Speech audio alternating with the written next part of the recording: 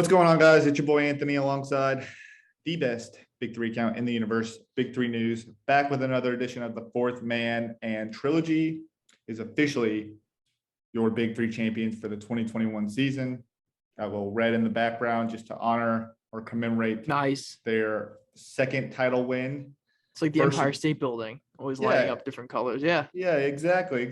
So congrats to Trilogy. We're going to dive into the championship game, then talk very prematurely about the offseason and what to expect.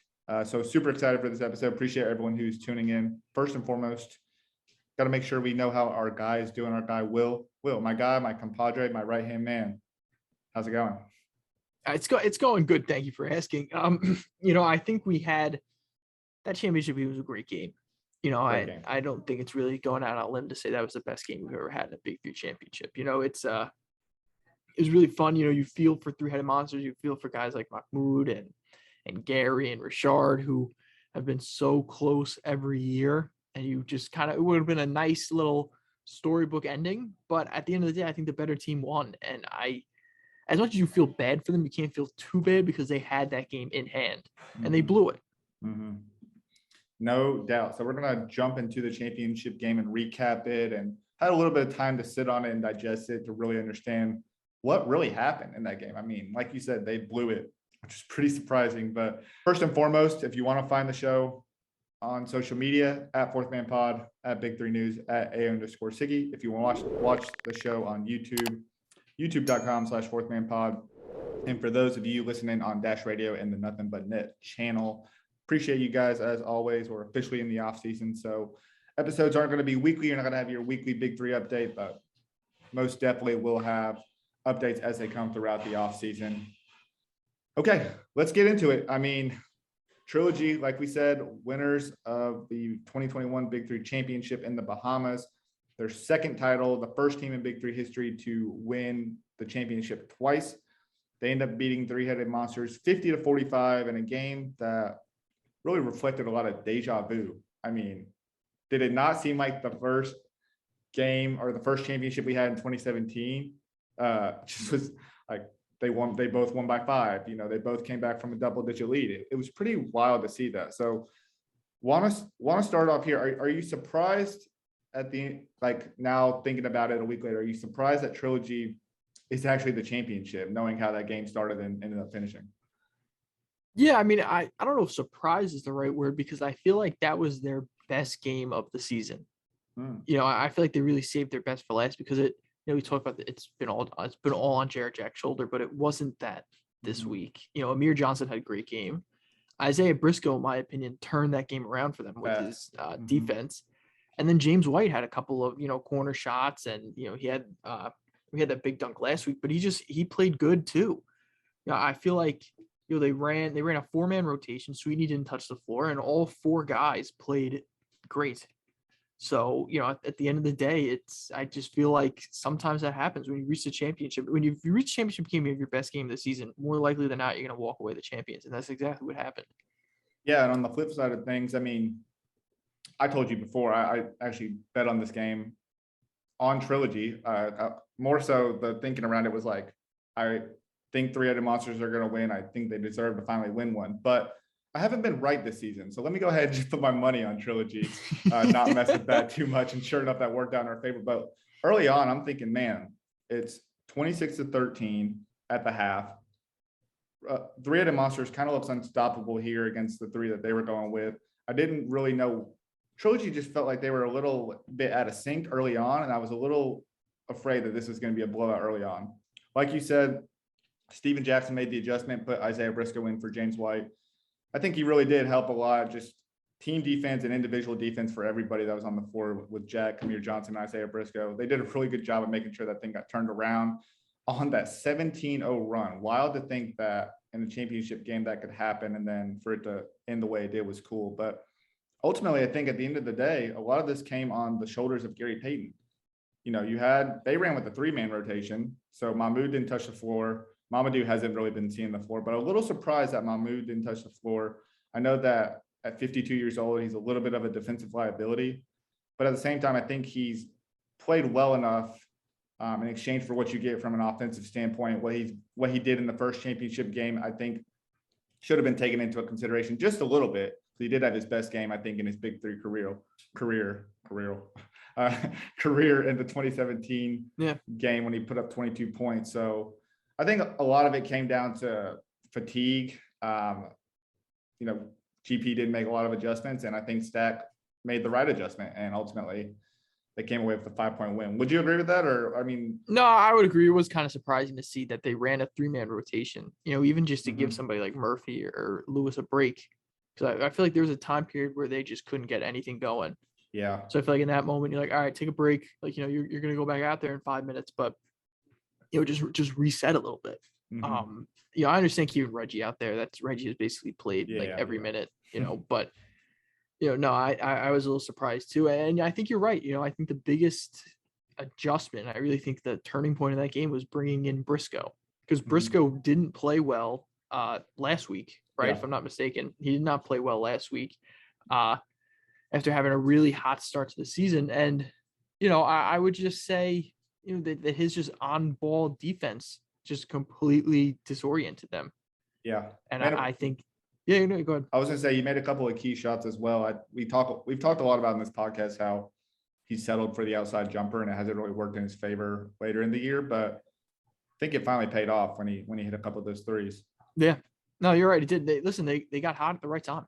They got hot at the exact right time. And I think Briscoe, Amir, there really was the supporting cast around Jarrett Jack, who has continued to just been on another level since Chicago, and so credit to them. They were the better team today, or in this championship game last weekend, and they won.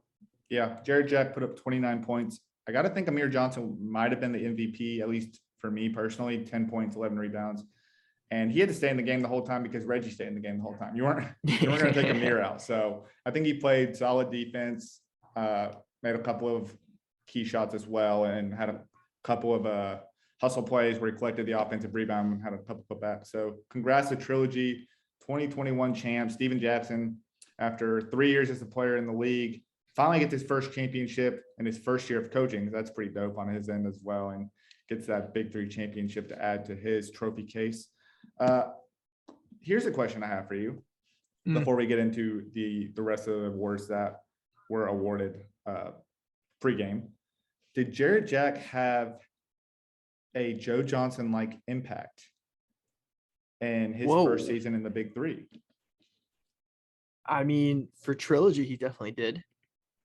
This is the second season in a row where the team that had the best free agent acquisition won the championship. 2018, that was a team that was a power team that had been together before. Corey McGetty was just coming off of injury. In 2017 is a little hard to say because everybody was a free agent acquisition. But this is really the second time, triplets signed Joe Johnson, that win the championship. Joe Johnson was the best pickup that year, best pickup this offseason, and best offseason in general was Trilogy. I mean, they completely rebuilt that team. Amir Johnson, Briscoe, and Jarrett Jack were great. Stack was a great coach. So, I would say Joe Johnson impact, absolutely. I would say probably, I don't think Jarrett Jack was as dominant as Joe Johnson was. Yeah. But only, but one of them won the championship. The other one didn't, Yeah, no, it's a question I pose because it's kind of a weird scenario where you're right. The best free agent signing joined a team as a captain and ultimately led them to the promised land. But Jarrett Jack didn't win, MVP. He won co-rookie of the year alongside Kevin Murphy, which, in Joe's defense, he probably could have taken that home too. That wasn't an award. And that's the whole reason we started the Newcomer of the Year award last season. So one and only winner of the Newcomer Year award is Joe Johnson. Congratulations. So congratulations. You'll go down in history, at least on the Fourth Man podcast history. You will go down. But it's just interesting. I think Jarrett Jack really, like you said, since Chicago, turned up the heat, played some of his best basketball. And, when I talked with McCants last week, or Rashad McCants, who was a part of that Trilogy team in 2017, he was just like raving about Jarrett Jack. And that's like the Jarrett Jack he knew. And like, we never got to see any of this of him in the NBA because he was kind of siloed into this one type of player in order to, have a longevity or in order for his NBA career to last a long time. So kind of, I guess, like maybe like took a step back just in terms of like the point scoring and the type of buckets he can get, kind of bag he has. That's almost funny to hear, because I would say that Jarrett Jack was very good at his NBA role. Yeah, but I think what Rashad was saying is like the dude can get a lot of buckets. He can put up 35 balls on a nightly basis if he wanted to. He just didn't in the NBA, which is kind of interesting to hear. Very interesting. But cool that we can see it on a Big 3 level at least. And, definitely at the age he's at, and not really, like, I would say a little bit past his prime. But overall, I agree. I think Jared Jack had a really good season. Joe Johnson-like impact for sure. And that led, like I said, to him being co-rookie of the year. Joe Johnson did win the MVP again. So first time we've had an MVP winner win it 2 times in a row consecutively. Larry Sanders won Defensive Player of the Year despite only playing in 4 games. 5 games? 4 games, maybe. 4 or 5. He missed 3 at least. So 5. Pretty impressive stuff. But he did have, he was a big reason why Tri-State was the number 1 seed going into the playoffs. Well, then, I think those 2 wins down the stretch, and especially that performance against Killer Threes. Yeah. I think, with the fact that, it's the players and the coaches voting, I think that put everybody on notice. Yeah. Do we think that the players and coaches have a little bit of recency bias as well? I mean, it's possible. I think they're humans too. I would think that. Well, yeah, there might be, but I also too, I think like it's very different when you're on the court playing against somebody. You know what I mean? Yeah. Like it's like the fans, we see it one way, but if you actually got to go out there and play against somebody, I don't know. Yeah, it's weird because before we knew that Jared Jack was a candidate for Rookie of the Year, and we knew Kevin Murphy was probably going to be one, and we thought Barbosa was going to be one. I asked a lot of people, I posed a question on Instagram, in a poll, and it was like, who do you think the newcomer of the year is? Because I didn't know there was a Rookie of the Year yet. And I was like, is it Barbosa or Murphy? Because that's who we thought. And a lot of, I guess, maybe casual fans or just fans in general of the Big 3 were picking Barbosa. But everybody who picked Murphy were the players.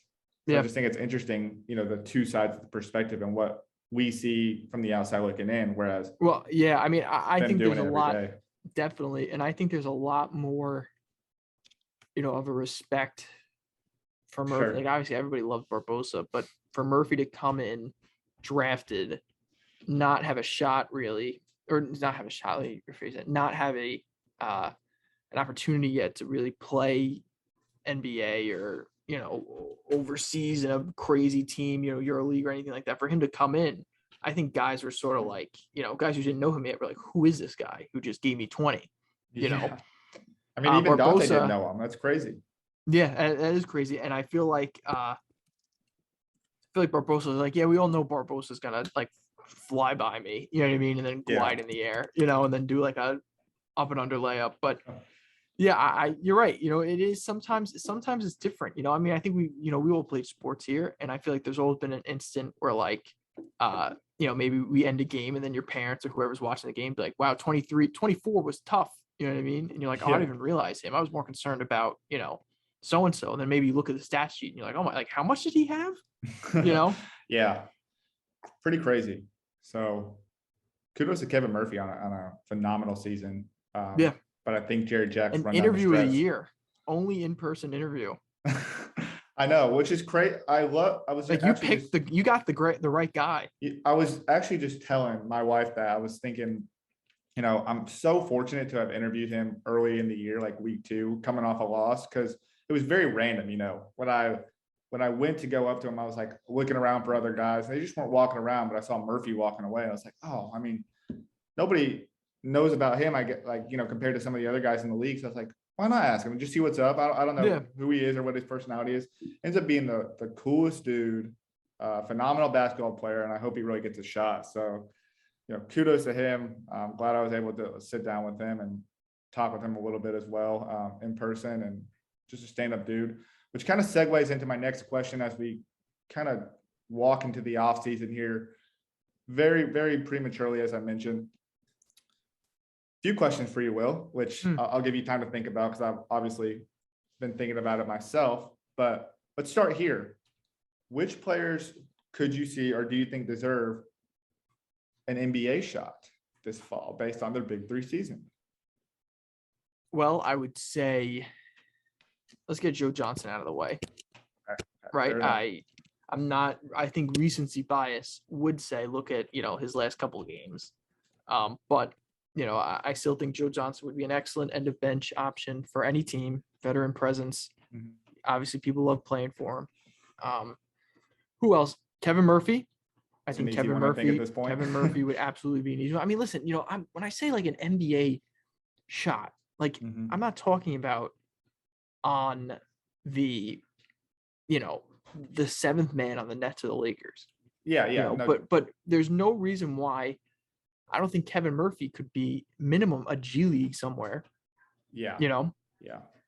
A lot of the guys, that I hear when we talk about NBA is Briscoe.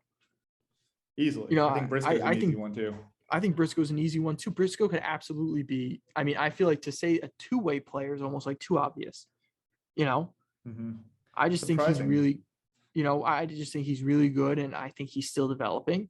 Jarrett Jack, obviously, I still think Jarrett Jack is a NBA quality backup point guard for just about any team. He's just coaching, and I think that's a personal decision. Yeah.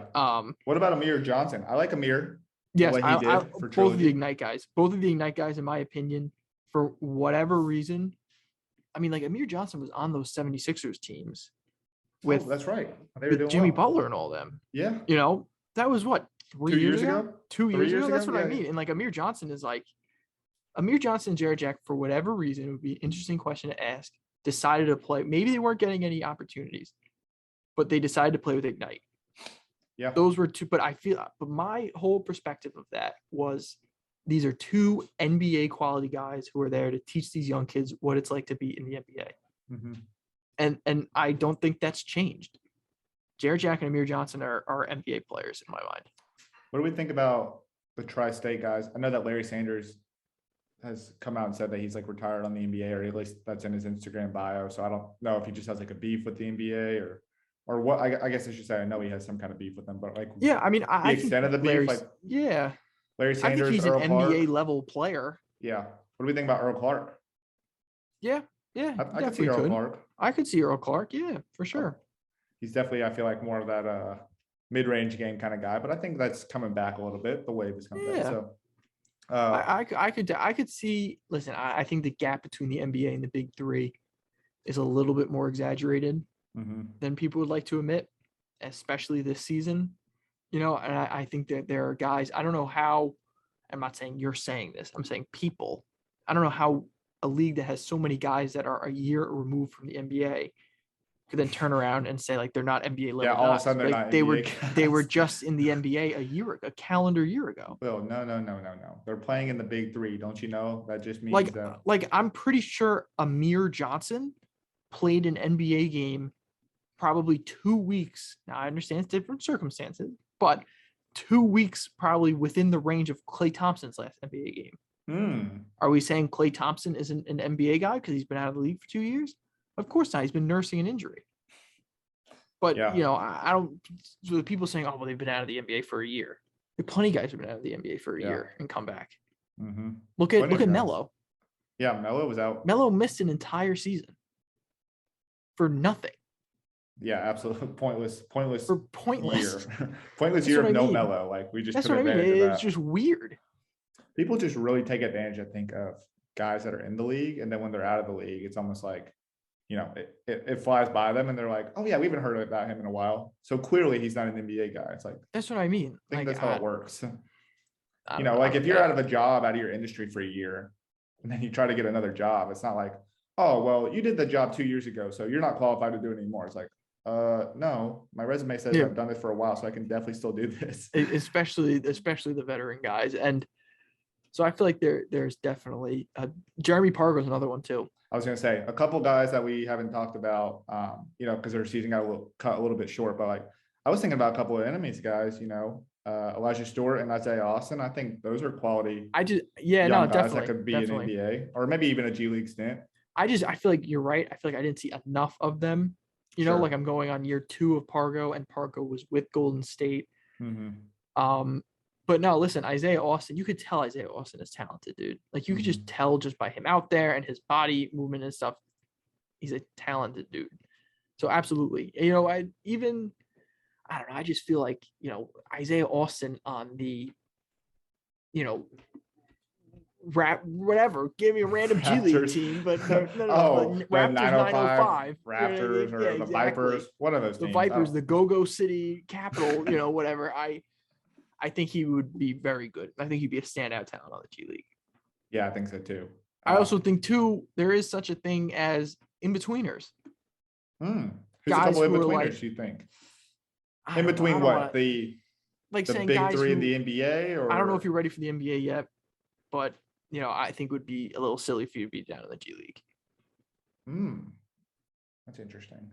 I think there's a lot of those guys right now in the NBA probably on two-way contracts. Yeah, probably. That's essentially what they are. Yeah, exactly. We aren't sure about you yet, but we like what you have. We don't think you should be in the G League the whole time. Interesting.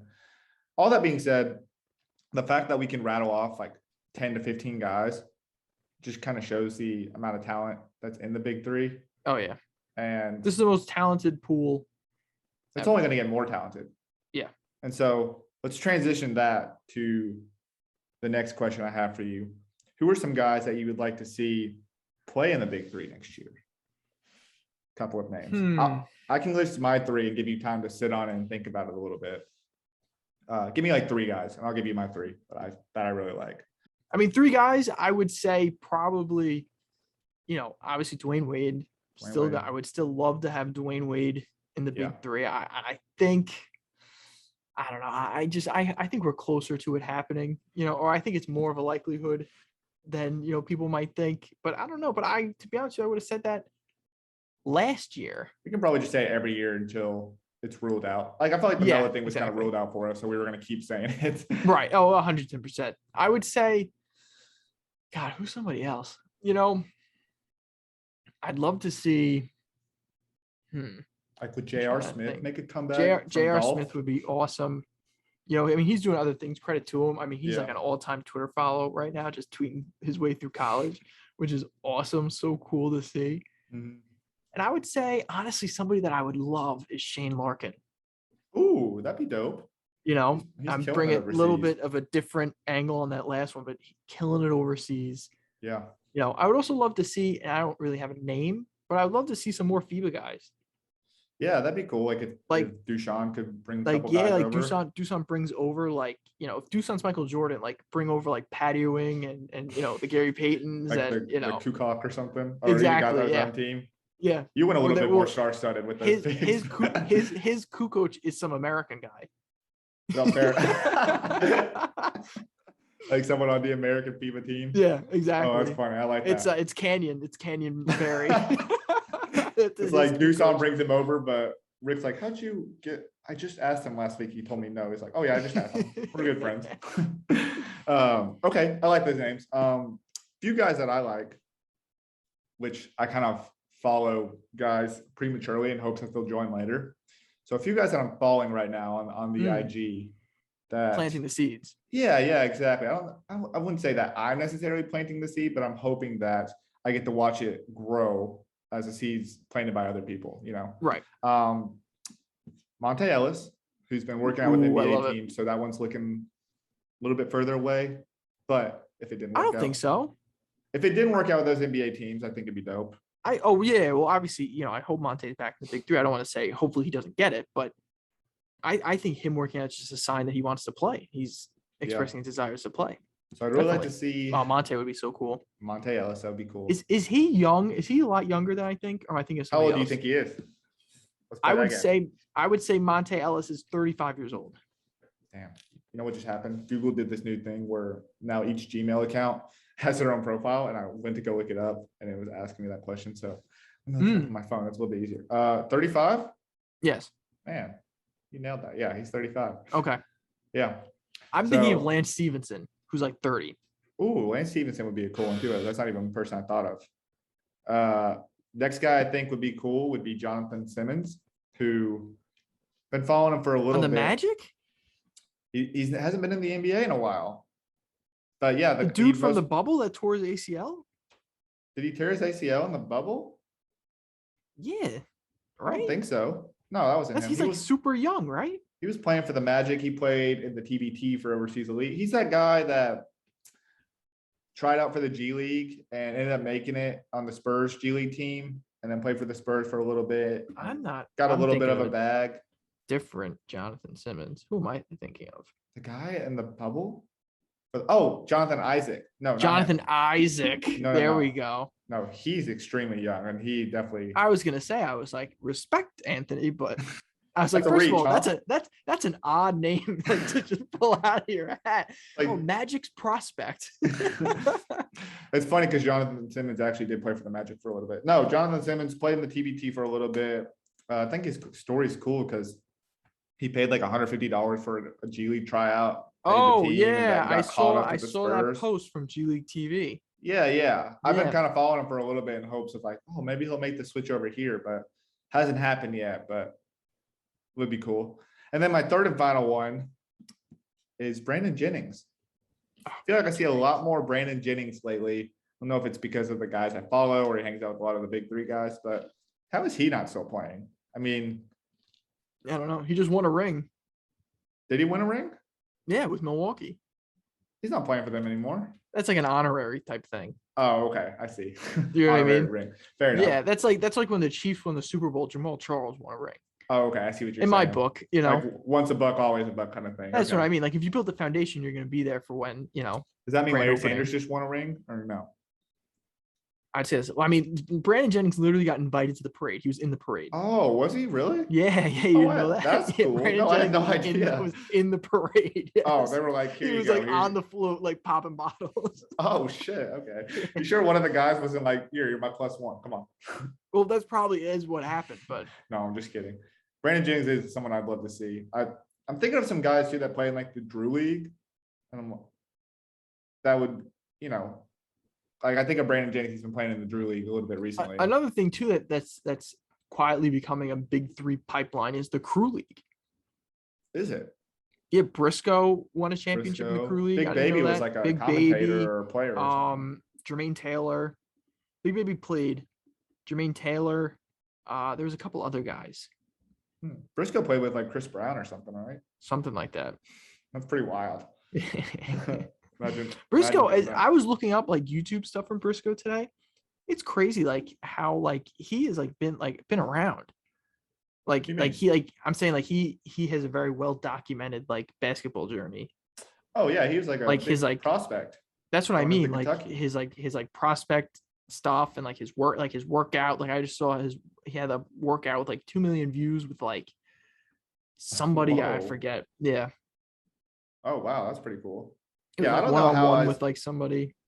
Do we think like, and maybe this is not as cryptic as I'm thinking it is, but when Isaiah Briscoe said it's been real, do you think that means like it's been real on like a great Big 3 season, or do you mean? Oh, in that video? Yeah, or do you mean it? No, do you think it's like cryptic in the sense of like, all right, peace. Like I got a little bit more footage. I'm out of here. Yeah, I think it was literally like, it's been real. Like I'm gonna go back to the hotel now. Oh, okay. Like I've had a good time. I'm glad we won the championship. It's time to turn up, kind of thing. All right, guys, it's been real. Like, you know. Okay. I was thinking like, oh, he's just gonna piece the Big 3 like that. Like, I mean, like he should be in the NBA, but that seems a little hard. That's a big power move though. If you win the championship, Facts, yeah. That's been. Like, see you guys later.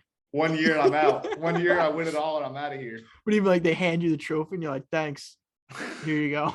On to the next one. Yeah, he doesn't even say thanks. He's just like passing right to you, like continues passing it, like not even looking at it. Oh, that'd be cool if that was a. I always say the coldest game winner. Like if I ever hit a game winner, I'm gonna do what Derrick Rose did. Just hands to my side, just stand there and let everyone come up to me. That to me is the coldest celebration. I thought that was dope too. It's like I knew it was going in. Why are you guys? Yeah, he's just dead serious. Just you didn't think we were gonna win? Yeah, exactly. I knew. That to me sick. Oh yeah, that's cool. Okay, gonna kind of wrap this up here in a second. Last thing I want to ask you is, who is your way too early champion for next year? Way too early champion, dude. I don't know, dude. Like, it could very realistically be a team that doesn't exist yet. You know what I mean? Oh my God, that'd be wild. Like, we didn't even talk about expansion. Yeah, we did, because it's been that. I mean, technically, it's been 2 years since. We don't know though. You know what I mean? I don't know and we haven't heard anything. Yeah, but it'd be yeah. interesting to see. But, God, way too early. I mean, Wow, now you got me on expansion thoughts now. Okay, I'm gonna be thinking of the next, the 4 it'll give us teams. something. ready to We got a go. while. We got a while. I got time. It'll be another episode. We got a while. I would say probably, dude. I mean, that's so tough because half these teams are gonna be gone. So, like, let me ask you this: are you like a fan of Bivouac still? Because Of who? is Bivouac still Bivouac. near and dear your heart? I mean, you say like, that Bivouac can't do that again. Hell no. You know what? I'm gonna say. Don't say it. No, it's not Bivouac. Okay. I'm gonna say Ghost Ballers. Oh, okay. I like that. I think Ghost Ballers had a pretty bad draft, all things considered. Yeah. But I think Ricky Davis was great. I feel like Ricky Davis got better. Is that weird to say? Right, which is crazy. Mike Taylor was, you know what I mean, a honest MVP candidate until he got hurt at like the worst possible timing. And then Chris Johnson was great.